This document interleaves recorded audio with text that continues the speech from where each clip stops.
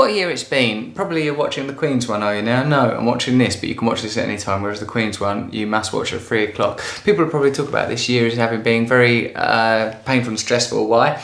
Well, there's been quite a lot of terrorism, hasn't there? There's been Brexit, there's been Trump, there's been a plethora of very sad celebrity deaths, like really proper, intense, mad, global celebrity deaths, hasn't there? Now, like on a sort of, in a way, we do live in our immediate environments, don't we? And more than that, rather than our physical and external environments, we live in our own consciousness, in our own minds. So like the constellation of global events, in a way, are a confection and a fantasy. Unless you personally know David Bowie or personally know Prince, then it's just a feeling that's been inspired. You weren't going to see Prince anyway. Is it that you have some sort of conclusive finality that Prince isn't going to make any more records? And it's conceptual, isn't it? You're dealing with your own interpretation of Prince's death or Bowie's death, and then could that be extrapolated even into politics? Like all these things that have manifested in the news and the way that they've been portrayed and the way that they've been sort of said to represent sort of racism, xenophobia and division. What goes beyond concepts such as racism, xenophobia, division and fear? Well, I think fear is a much more primal resource that's underlying these external phenomena.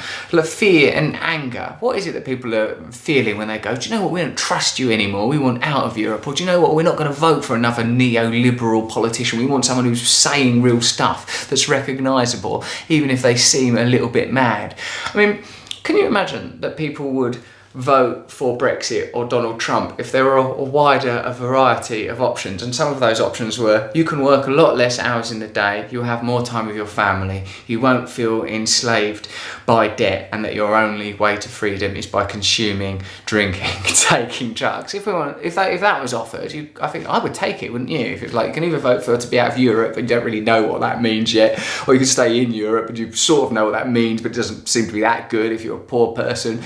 Or you can have a completely different life. You can begin to regard your reality entirely differently. And sort of is in a way the return of Christ to earth. I mean, I'm not a Christian, or I wouldn't be a Christian if you could be a Christian and a Muslim and a Jew and a Hindu and all of the other ones simultaneously. But a lot of the religions, I notice they like you just to be one of them, don't they? Like you can't go, I'm all of them, I like all of them, I'm really into them all. That's why I'm smothered in all of their tattoos. I even belong to this crazy religion where you worship Slaven Bilic and Dimitri Payet. But anyway, the idea of sort of like Christ returning to earth and being born, surely it's the idea that you, like the virgin birth, that there are different ways of being born, that you don't have to just be born in a biological sense, you can be born anew. I've witnessed the miracle of childbirth quite recently, and what I saw was someone's consciousness going online. That's what I saw. I saw the struggle of a woman in bringing life into the world, and the pain and the love and the animal and the divine, the screaming and the tearing and the musculature and the blood, but somehow encompassed with something that doesn't quite make sense. Where does the consciousness come from? Where was her consciousness moments before the birth? Where was her consciousness before conception? Where was it? How is it being conceived? So I suppose Christ, look at it how you want. I'm no theologian, as will soon become clear, but it seems that the idea of divinity becoming manifest, God becoming manifest, is the simple choice we can make, not to live a life governed by desire and by fear, but to live a life attuned to higher obligations, drives and urges, the altruistic drive, the philanthropic drive, the drive to simply love. If you have a belief that love is a real thing, that love is a thing that all people are capable of, and love is one of the most powerful things that any of us can feel, then there is good reason to feel optimistic this Christmas or this season, because something is coming to an end. We are entering a new time, a new phase. I've took my top off, for God's sake. I've got a candle. There are many, many reasons to be positive, and loads of scary things have happened this year.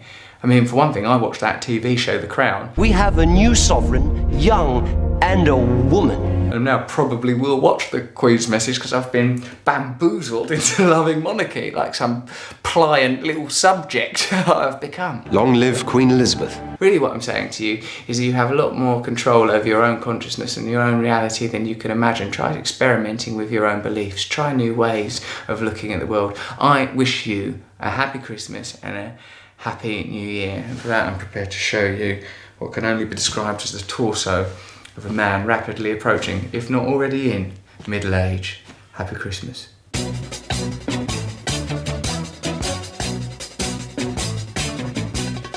No Trews is a tool that is abused to fool you and to leave you scared and confused. Trews is like the news. If the news was true, I want some Trews. Let's have some Trews.